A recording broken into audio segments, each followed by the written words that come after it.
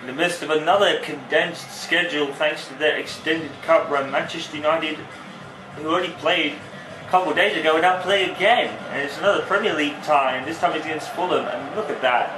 11 points, but 2 games in hand over the teams in front of them.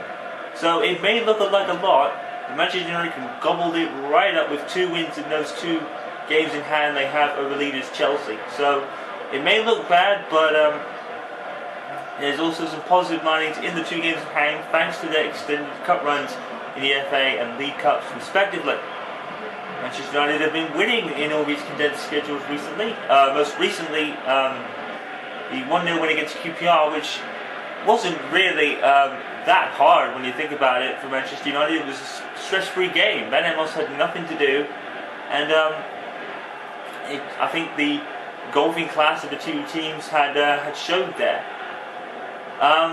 We're hearing from sources that Anderson has been apparently released from his contract, strangely enough, and that could prove to be true because Tom Cleverley is wearing the 8 jersey now, or 8 shirt number if you like. So I think it makes sense. Anderson hasn't really been used for the best part of most of this season and reportedly not happy at all. So Manchester United felt it was easy enough to let him go, I guess. It makes sense when you think about it. So Tom Cleverley has been promoted to the 8 shirt, which again makes sense. Former Liverpool man John Arisa meeting his once fiercest rivals and competitors. Manchester United not feeling the need to bring back Robert Lewandowski just yet. Apparently he's close to full fitness, but Moyes wants to give it one more game just to make sure. And I think that is a good call by United. And then all service will be resumed for the next game as there is an international break incoming.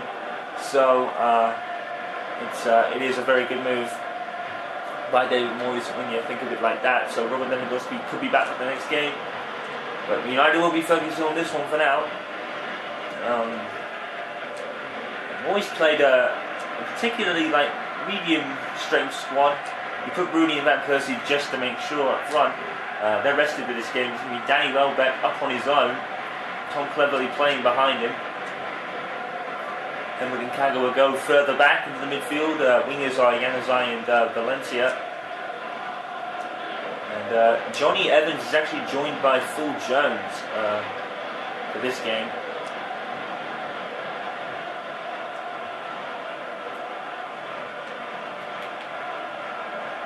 He's Everett trying to ball off to Rack there.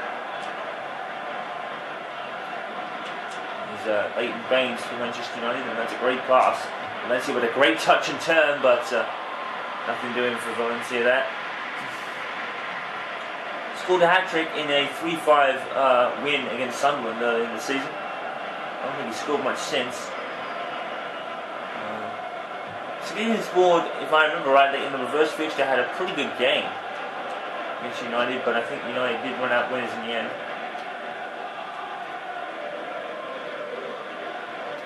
Scott Parker, one of the hardest workers in Fulham squad. I believe he scored last time these 2 teams met at Craven Cottage, I believe.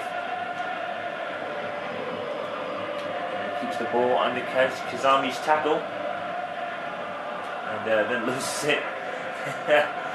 Goes to the commentators, I guess, there. Trying to pass to everyone, it was too far. Here's Tom Cleverley. Sporting a new number. Number 8 now. Perfect choice, I think, for it. He didn't sign a midfielder in the summer. It does make sense when you think about it. United has so many midfielders. Of course you need your subs, but Anderson is barely amongst those at times. And goal from the Etihad coming in. Manchester City 1, Sunderland 0. There's a goal there, so City have stowed their authority there. In Old Trafford, it's still 0-0, and it's very, very even. And Januzaj is actually running in front of Welbeck. And here comes Adnan Januzaj for United, and Stillsburg saves him. And Januzaj has been all over the pitch for United this season. He's been a revelation. Again, Zai definitely one for the future. All he needs is a goal or two. I mean, United's young program is looking.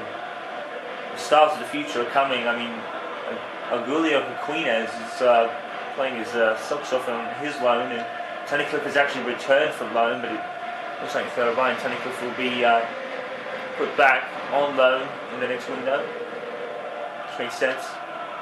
And you've got such a big squad like United have, and United have, may not be in terms of names or money, but Manchester United certainly are the biggest club in the world, apart from probably Barcelona and Madrid, obviously. The golfing class between those three is apparent. Manchester United aren't really at their level yet. I mean, you can tell that just from the only 3 Champions League victories that United have. And of course Barcelona have the likes of Messi, and Real Madrid have the likes of Cristiano Ronaldo and Gareth Bale and Karim Benzema and all those players. United's stature might not be up to them, but they certainly hold their own, and recently they've been winning. And that's all you have to do to cement your own legacy, and United certainly have one, that's for sure. Stanisborg making a save there. Throws out to Renthar. No Mark Bertra for this game. He played against QPR and he played really well, Mark Bertra. I thought he was a standout at QPR. Fantastic performance. Manchester United certainly need someone like him in their defence, and it's obviously worked. I mean, United's defensive issues and woes have been documented this season, and it looks like Mark Bertra is a good move, and he's a defender from Barcelona, no less. So I think that added more pressure on him, coming from a team like Barcelona, like we said. So far this game is very even.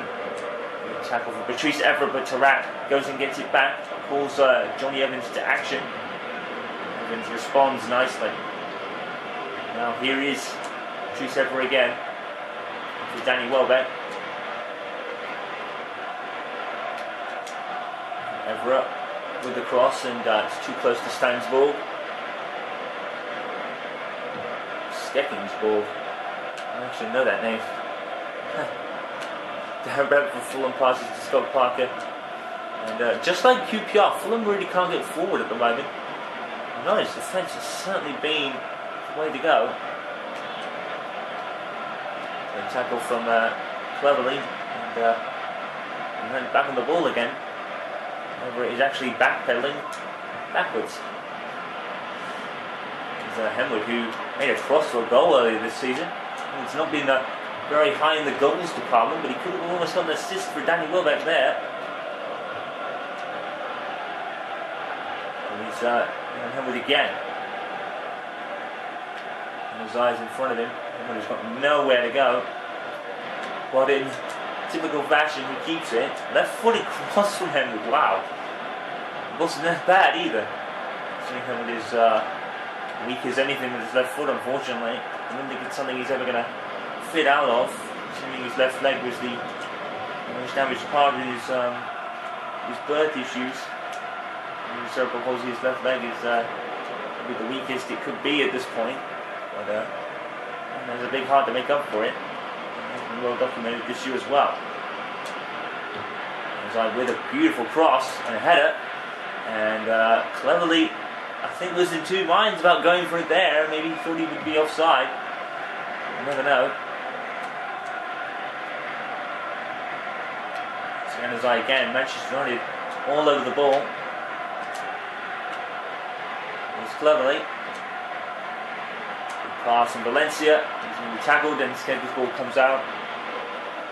And Fulham holding firm on that occasion.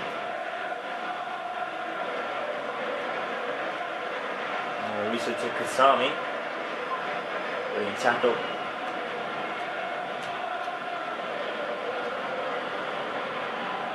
Here's Darren Ben. He's fighting off nicely. Here comes Fulham here. He's offside. Against the winger, I suppose. Unfortunate, really.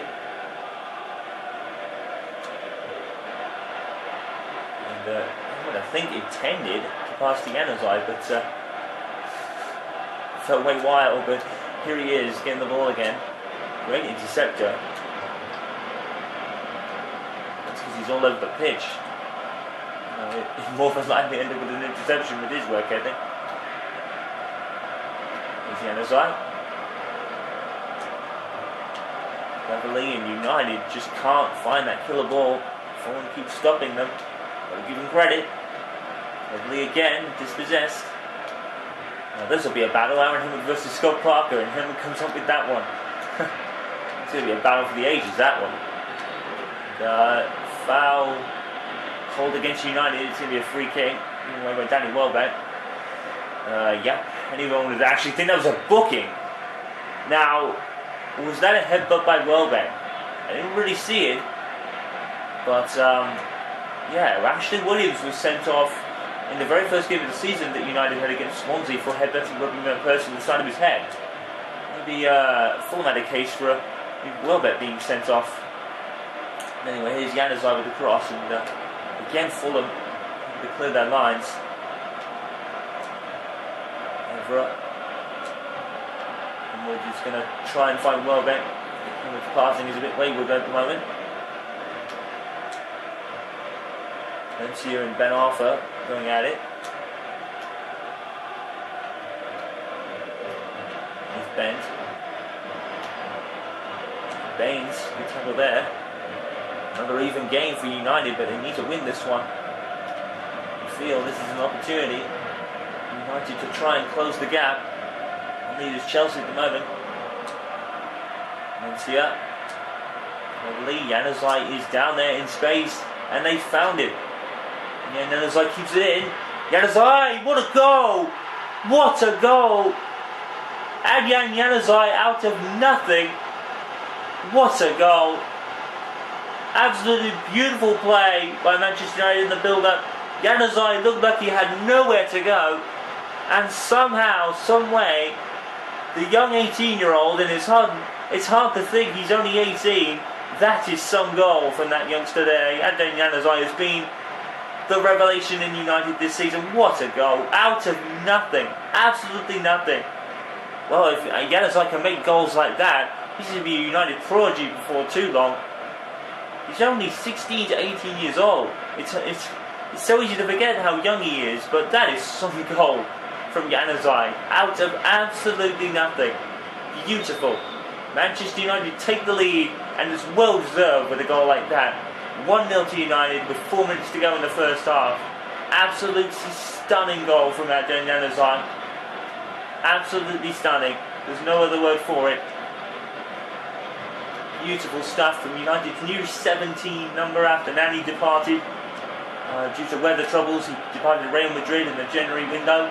Looks like Januzaj could be making a case for the number 7 shirt. That would be too much pressure on a youngster like him. He's only rated between 16 and 18. I don't even know his age because he's so young. But it is hard to forget. It is hard to think that. But what a goal. If that is Adrian Januzaj, 16 to 18 years of age, goodness knows what he's going to be in his 20s with goals like that. 1 minute of added time, and United are well-deserved leaders. It's been an even game aside from that, but a goal like that deserves to take the lead, and that's exactly what happened. Manchester United lead by an absolute stunner. That look to cement that lead going into the half. And Garvey is actually and Patrice Evra goes and gets it back. Here's Aaron Himmel, who's still trying to break his scoring duck. He's not scored in all season in the Premier League. The only goal was in the Community Shield, but Manchester United leading by an absolutely stunning goal from Adrian Januzaj, 1-0, and it was well deserved. It's been even aside from that, but United lead by an absolute stunner.